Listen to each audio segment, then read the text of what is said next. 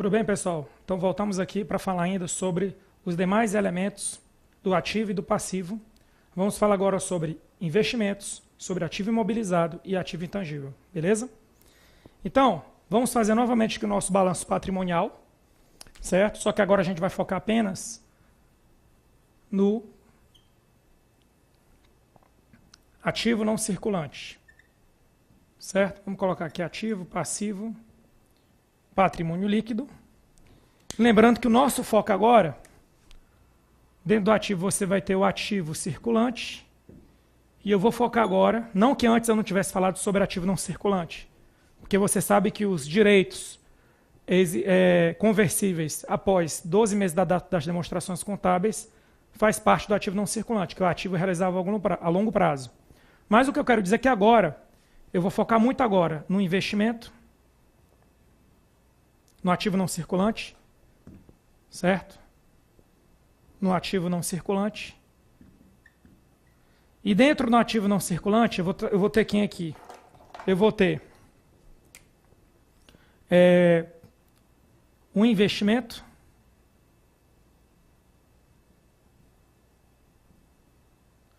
eu vou ter o imobilizado e eu vou ter o intangível. Pronto. Essas são as três contas para a gente fechar esse bloco de avaliação de ativos e de passivos, pensando dentro do balanço patrimonial. Aí o que é que acontece? Quando a gente fala de investimentos, a gente vai ter dois critérios. Então, critérios. Você vai ter o critério do método de equivalência patrimonial,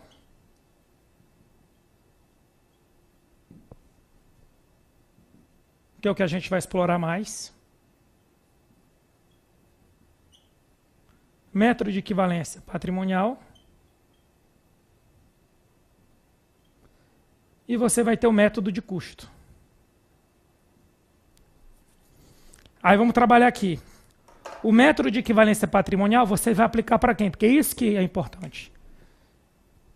Então, para entidades em que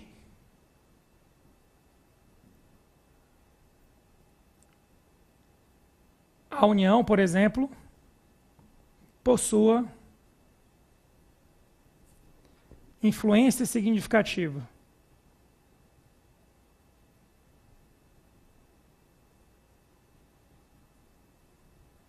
Influência significativa. E a gente vai ter aqui ainda, vamos colocar aqui em outro, a gente vai ter aqui ainda o segundo grupo, seriam as coligadas em controle comum.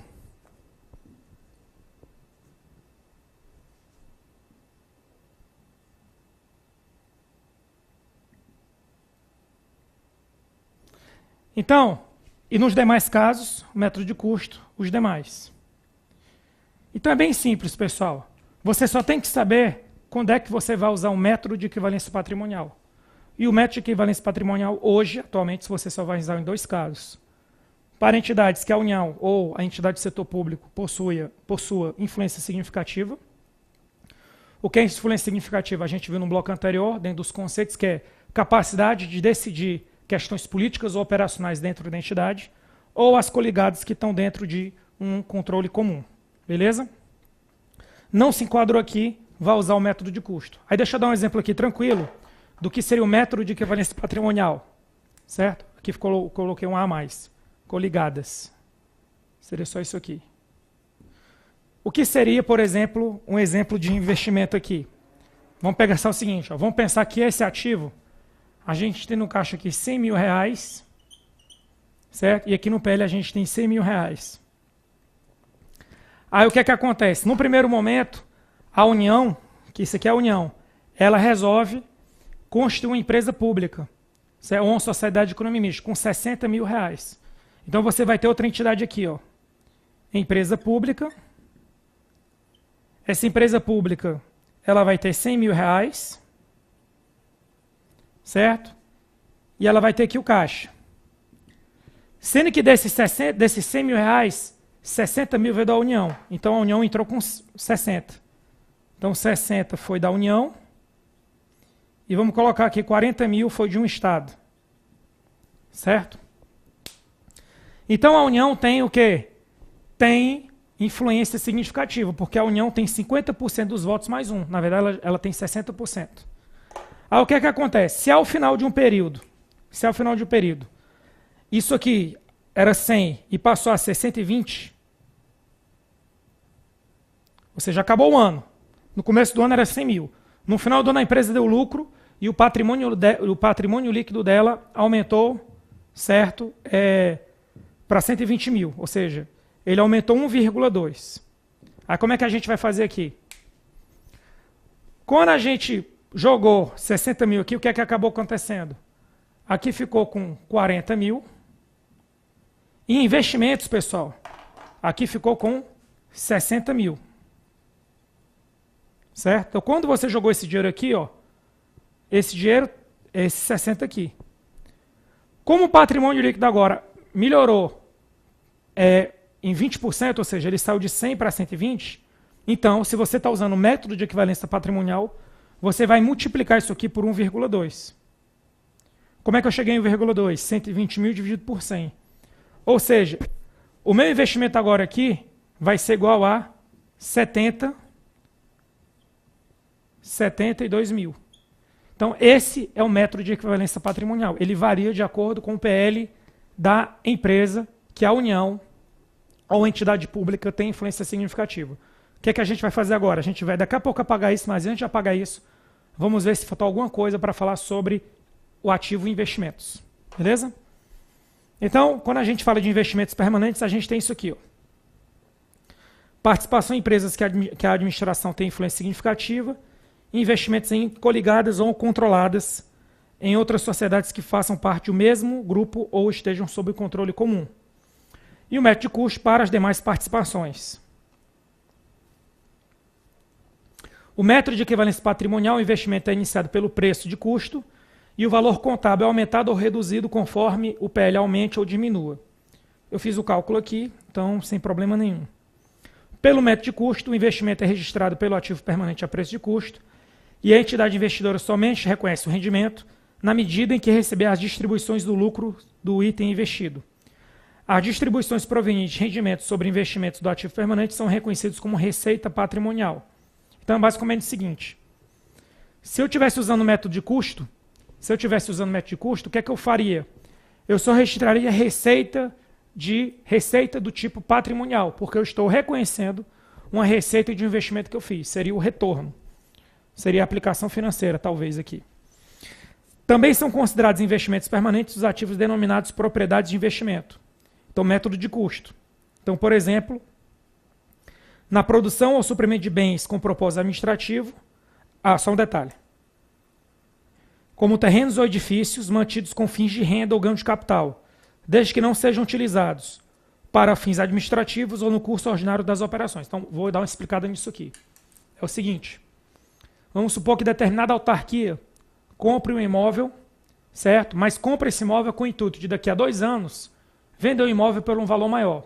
Nesse caso, esse imóvel ele é uma propriedade de investimento e ele faz parte do ativo não circulante do tipo investimento. Mas, se a gente tem uma entidade pública, certo? Que ela vive de comprar e vender terrenos. No setor federal não tem muito isso, mas quem está mais próximo disso seria a Secretaria do Patrimônio da União. Mas vamos supor que a SPU ela vivesse de comprar e vender terrenos, certo?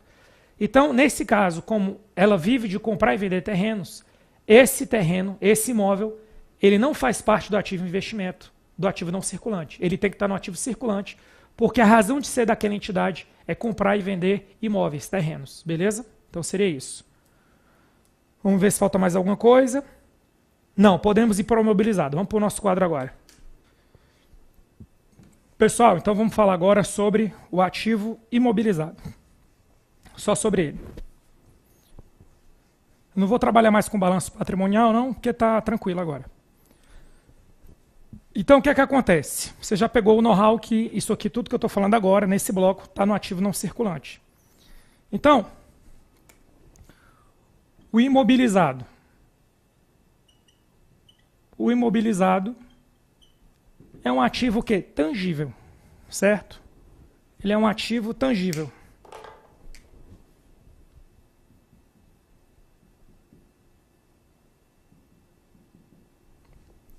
E aí a gente vai ter a mesma coisa que a gente fez para os outros. A gente vai ter uma regra geral, vamos colocar assim. A gente vai ter uma regra geral.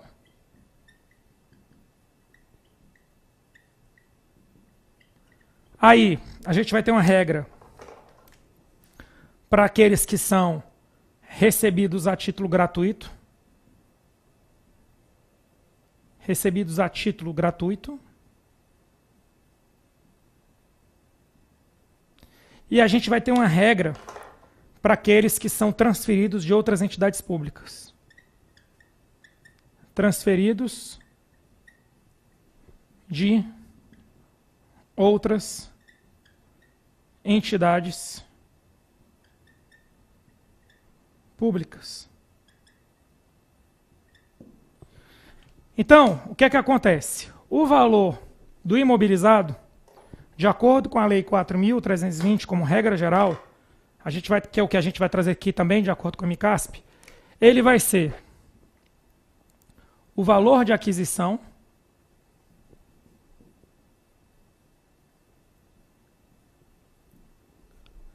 o custo de produção ou construção.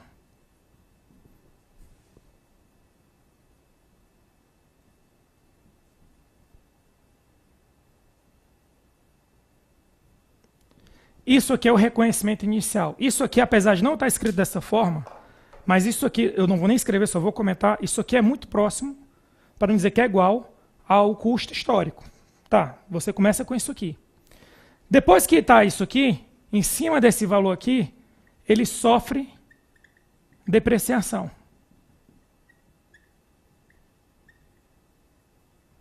A não ser que ele seja, por exemplo, um terreno.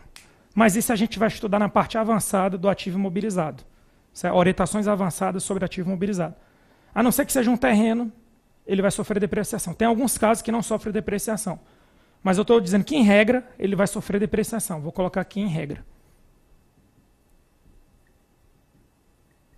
E depois que o ativo imobilizado ele é reconhecido, que isso aqui é o reconhecimento, a gente vai aplicar nele um dos dois métodos. Ou a gente vai aplicar o métodos,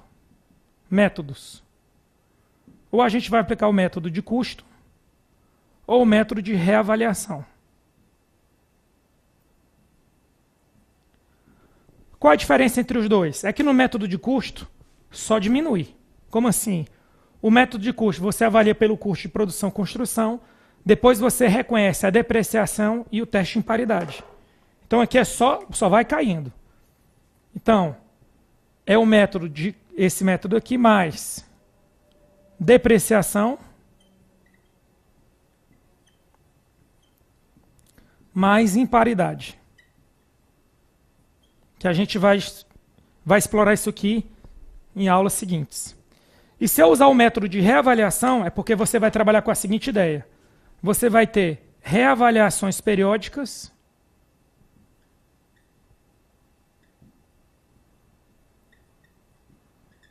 que podem aumentar o valor do bem. Em cima dessas reavaliações periódicas, você vai ter a depreciação e você vai ter a imparidade. Beleza, pessoal? Aí, ativo imobilizado recebido a título gratuito. Aí você vai ter, se ele é título gratuito, ele foi doado. Então você vai trabalhar com o termo da doação. O termo da doação. Só que pode ser que, com base no termo da doação, você consiga ou não avaliá-lo. Aí pode ter a pergunta: é possível avaliá-lo?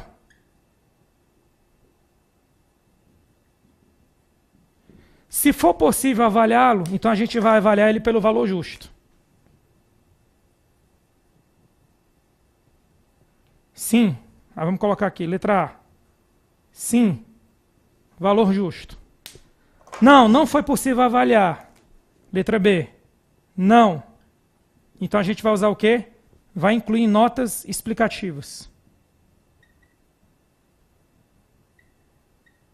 Fechou, pessoal? E se for um bem transferido de outra entidade pública, a gente parte da premissa que a outra entidade pública está fazendo todos os procedimentos patrimoniais corretos. Então, nesse caso, esse bem transferido de outra entidade pública, ele vai ser mensurado pelo valor contábil líquido. Que seria mais ou menos o quê? Seria o valor que você adquiriu, que é o valor de aquisição, custo de produção ou construção, menos a depreciação acumulada, que a gente vai estudar no próximo bloco. Então, pessoal, de ativo imobilizado, esse era o meu recado. O que é que a gente vai fazer agora? Vamos para os nossos slides para ver se não ficou faltando nada. Então, o ativo imobilizado, incluindo os gastos adicionais ou complementares, é avaliado com base no custo de aquisição, produção ou construção. Quando os elementos do ativo imobilizado tiverem vida útil econômica, eles são depreciados, amortizados ou exauridos. Quando for recebido a título gratuito, o valor resultante da avaliação deve ser feito com base no termo de doação e vai ser o valor justo. O critério de avaliação obtida a título gratuito e a eventual impossibilidade deve ser enviada nota explicativa. Deve-se usar o método de custo ou método da reavaliação. O método de custo é o valor de aquisição, produção ou construção, menos a depreciação acumulada e as perdas por imparidade. E o método de reavaliação é sujeito à reavaliação periódica, menos a depreciação acumulada e as perdas acumuladas pela imparidade. A diferença é essa, o método de custo é só ladeira abaixo. O método de reavaliação, de vez em quando, o valor do ativo aumenta, só que você depois deprecia e faz os testes de imparidade em cima dele. Gasto posterior, isso aqui a gente já viu. Se você conseguir gerar benefício econômico futuro, ele tem que ser incorporado. E no caso de transferências de ativo, deve ser o valor contábil líquido com base nos registros da entidade de origem. Beleza, pessoal? Vamos então ver se falta mais alguma coisa. Não, vamos por intangível. Então vamos para o nosso quadro agora. Então, pessoal, vamos nessa. Ativo intangível. Primeiro a gente vai passar aqui um conceito básico, tranquilo. Certo?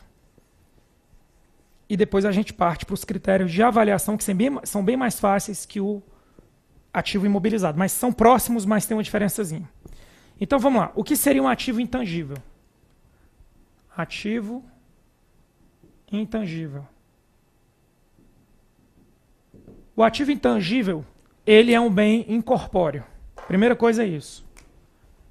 Bem incorpóreo. Ou seja, ele não é tangível, por isso que o nome é intangível. Ele pode ser decorrente de alguma coisa contratual. Geralmente um contrato para usar uma licença, um contrato de seguro.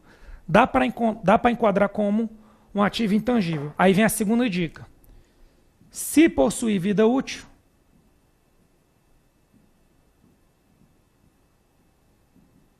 aí aqui você não usa depreciação. O termo técnico aqui é amortização. Aí vamos para os critérios. A gente vai ter basicamente 2 critérios. Então a gente vai ter aqui a regra geral. Ah não, ainda tem mais um detalhe. Características.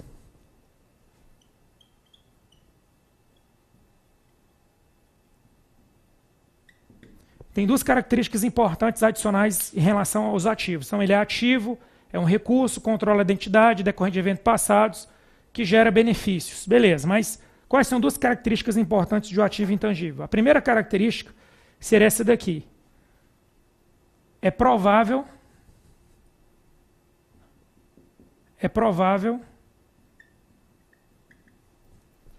a geração de benefícios econômicos futuros.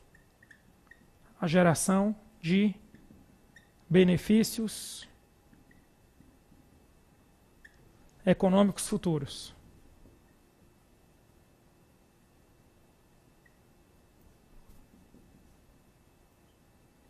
E segundo, o valor pode ser estimado com segurança.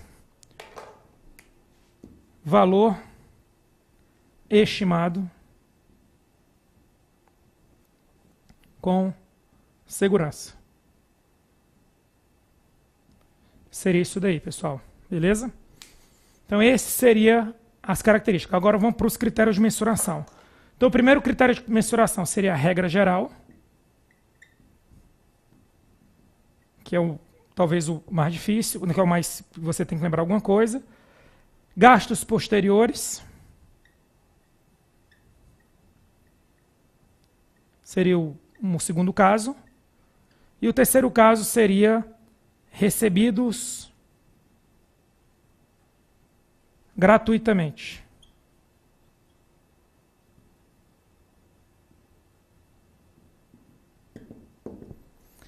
Então, uma diferença.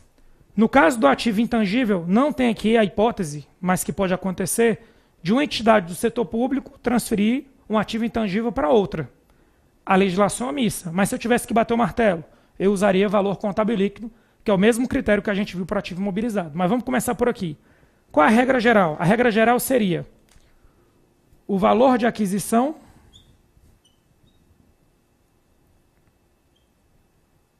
ou custo de produção.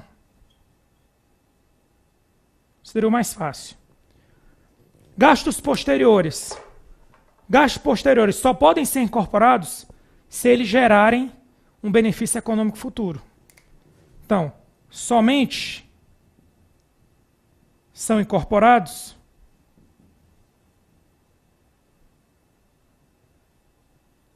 se gerarem benefícios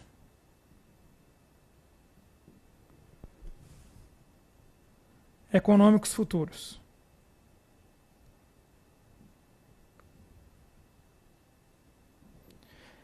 Recebidos gratuitamente. Recebidos gratuitamente é o seguinte, aqui tem uma grande diferença para o ativo imobilizado. No ativo imobilizado, ele diz que se for possível mensurar, use o valor justo. No ativo intangível, a legislação é excelente. Ela não diz qual é o critério que deve ser usado para avaliar um ativo intangível. Ela só diz o seguinte, que o critério e a eventual impossibilidade deve ser registrado em nota explicativa. Mas ela não recomenda, a legislação não recomenda qual é o critério quando um ativo intangível é recebido gratuitamente. Poderia ser o valor justo? Até poderia. Mas a legislação não diz isso, certo? Para o ativo imobilizado ela diz. Aqui tem uma diferença que pode derrubar a gente na prova. Então, recebidos gratuitamente. O critério, que ele não diz qual é, e a eventual impossibilidade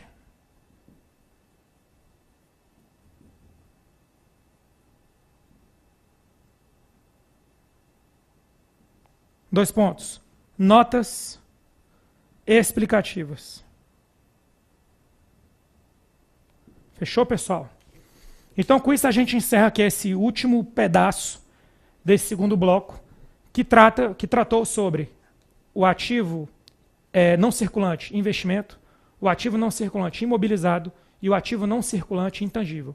Vamos para os nossos slides e fazer o resumo geral. E eu acho que eu deixei uma questão para a gente aí. Os direitos que tenham por objeto bens incorpóreos destinados à manutenção à atividade pública são mensurados e avaliados com base no valor de aquisição ou produção, deduzido o saldo da respectiva conta de amortização acumulada. O ativo intangível deve ser reconhecido somente quando for provável que gere benefício econômico futuro e o custo do ativo possa ser mensurado com segurança. A gente colocou isso aí. O critério de mensuração e avaliação de ativos intangíveis obtidos a título gratuito e a eventual impossibilidade devem constar na nota explicativa. É o que eu disse. Ele não diz qual é o método, ele só diz que caso você mensure, indique, mas ele não diz qual o critério. E caso você não consiga mensurar, coloca também nota explicativa. Os gastos posteriores somente devem ser incorporados quando houver possibilidade de geração de benefícios econômicos futuros. Isso aqui eu não falei, muito importante. O ágio derivado da expectativa de rentabilidade futura, goodwill, gerado internamente, não deve ser reconhecido como ativo. Então, vou dar um exemplo. Uma empresa, ela dá muito retorno. Só que o patrimônio líquido dela, então vamos colocar da seguinte forma. Vou explicar isso aqui da forma mais simples possível. Então, preste atenção aí. Isso aqui que eu vou te falar serve tanto para a contabilidade pública quanto para a contabilidade geral. Então, vamos lá. O que é uma empresa? Uma empresa é a soma dos ativos menos os passivos. É a dedução dos ativos e passivos. Então vamos lá. Vamos supor que aqui a gente tem uma empresa. Empresa A. Aí ela tem aqui o ativo e aqui ela tem o passivo. Aí vamos supor que isso aqui é em milhões, tá? Essa empresa ela tem aqui 10 milhões de ativo, ela tem 2 milhões de passivo, então o patrimônio líquido dela é 8 milhões. PL, 8 milhões. Então, um valor justo que a gente poderia pagar por essa empresa seria 8 milhões. Por quê? Porque o valor de livro dela, isso aqui a gente chama em inglês de book value. O que é o valor de livro? É o valor contábil dela. O valor contábil dela é 8 milhões. Só que os investidores sabem que essa empresa, potencialmente no futuro, ela não vai valer só 8 milhões. Ela vai valer daqui a 2, 3 anos, ela vai valer o dobro. Ela vai valer 16.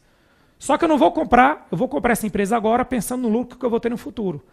Se eu oferecer apenas 8 milhões para comprar essa empresa não vai querer vender a parte dela. Então o que é que eu faço? Eu ofereço por essa empresa, eu ofereço 12 milhões. Então você vai pagar 12 milhões por uma empresa que vale 8. Quando você paga 12 milhões por uma empresa que vale 8, você está registrando aqui 4 milhões extra. O que é esses 4 milhões extra? É o goodwill.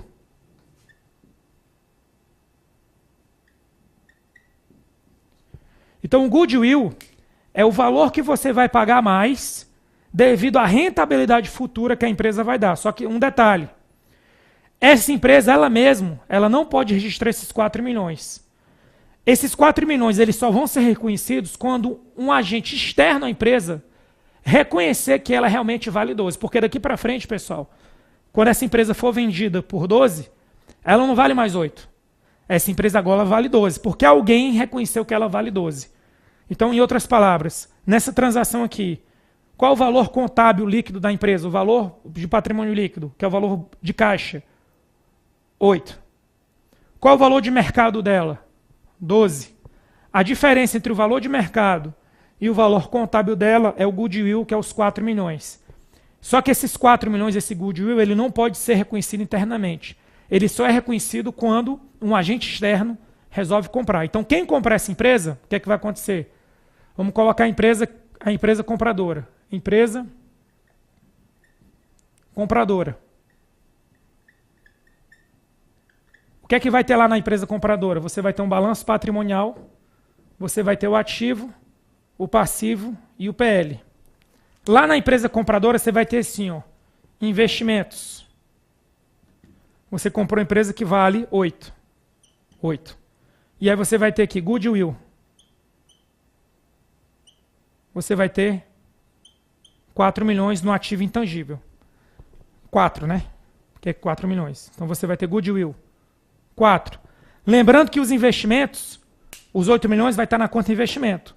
E o goodwill, que é o 4, vai estar na conta ativo intangível. Então isso é um goodwill, por isso que ele não pode ser gerado internamente.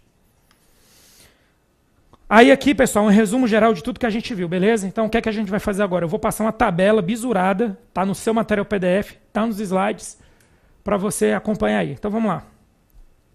Ativo circulante, aí você tem disponibilidades, aplicações financeiras, disponibilidades, valor original, aplicações financeiras, valor justo pelo MCASP, valor original pela NBCT 16.10, atualizadas até a data do balanço patrimonial. Direitos e títulos de crédito são mensurados ou avaliados de acordo com as bases de mensuração do ativo e passivo, se moeda estrangeira convertido na data do balanço patrimonial, pré-fixado ajustado a valor presente, pós-fixado até a data de encerramento, com todos os encargos incorridos. Provisões. A melhor estimativa de desembolso necessário para liquidar a obrigação. Estoques em geral, menor dos dois valores, custo histórico ou valor realizável líquido. Bens de almoxarifado, custo médio ponderado. Estoques adquiridos por meio de sem contraprestação, valor justo na data de aquisição. Distribuição ou valor irrisório, custo histórico ou custo corrente de reposição. Animais e produtos agrícolas, valor justo menos os custos estimados de venda. Investimentos com influência significativa em coligadas ou controladas, MEP, método de equivalência patrimonial. Investimento, 10 mais casos, método de custo. Imobilizado, como regra geral, vai ser o valor de aquisição, custo de produção, construção, e se possui vida econômica limitada é depreciado. Imobilizado, se tiver gastos posteriores e gerarem benefícios econômicos futuros, são incorporados. Se não gerar benefício econômico, é incorrido como despesa. Lembrando que para a gente é variação patrimonial diminutiva, VPD. Imobilizado a título gratuito. Pode ser no valor justo, se conseguir mensurar, se não, apenas registro de nota explicativa. Se for transferido, valor contábil líquido conforme a entidade de origem. Ativo intangível agora, pessoal. Valor de aquisição ou produção, que é a regra geral. Se possui vida econômica limitada, é amortizado. Acaba que ele fica fácil, porque ele não tem tantas variantes. Gastos posteriores. Se puder ser incorporado ao ativo, se gerar benefício econômico futuro, é incorporado ao ativo. Se não, é reconhecido como despesa, lembrando que é variação patrimonial diminutiva. E o ativo intangível, a título gratuito, como eu falei, não tem uma regra, certo? Apenas diz que o critério de mensuração ou a impossibilidade deve ser registrado em nota explicativa. Então, de forma clara, o manual não diz qual o critério para usar, para mensurar um ativo intangível recebido a título gratuito, que é diferente, por exemplo, do imobilizado, que ele diz para usar o valor justo, que é diferente, por exemplo, do estoque, que ele diz que você vai usar o quê? Você vai usar o custo histórico ou o valor de reposição, beleza? Então vamos fazer as questões que restam para a gente encerrar esse bloco. Para o levantamento do balanço patrimonial, os direitos, títulos de crédito e obrigações pré-fixadas são ajustados no valor presente, verdadeiro. Já as provisões devem ser constituídas com base em estimativas prováveis dos prováveis valores de realização para os ativos e reconhecimentos passivos. Qual o erro está aqui? Ele colocou ativo. E eu falei durante a aula que não existe mais provisão para o ativo, certo? E em contabilidade pública. Só tem provisão por passivo. 4. Ainda que determinado ente da federação tenha recebido gratuitamente um software de um fabricante, o critério de mensuração, avaliação e eventual impossibilidade deve ser evidenciado em nota explicativa. Certo. Note que ele não diz qual o critério. Ele não diz qual o critério. Mas é isso que diz a norma mesmo. A norma não bate o martelo qual é o critério. Ela só diz que o critério ou a eventual impossibilidade deve constar em nota explicativa. E o 5. Na avaliação dos elementos patrimoniais, os bens de almoxarifado devem ser evidenciados pelo valor justo, sendo o custo ou mercado optando pelo maior. Falso. Ele deve ser evidenciado pela média ponderada. Média ponderada. Ok, pessoal? Então, com isso a gente encerra mais um bloco. Fiquem com Deus e até a próxima aula.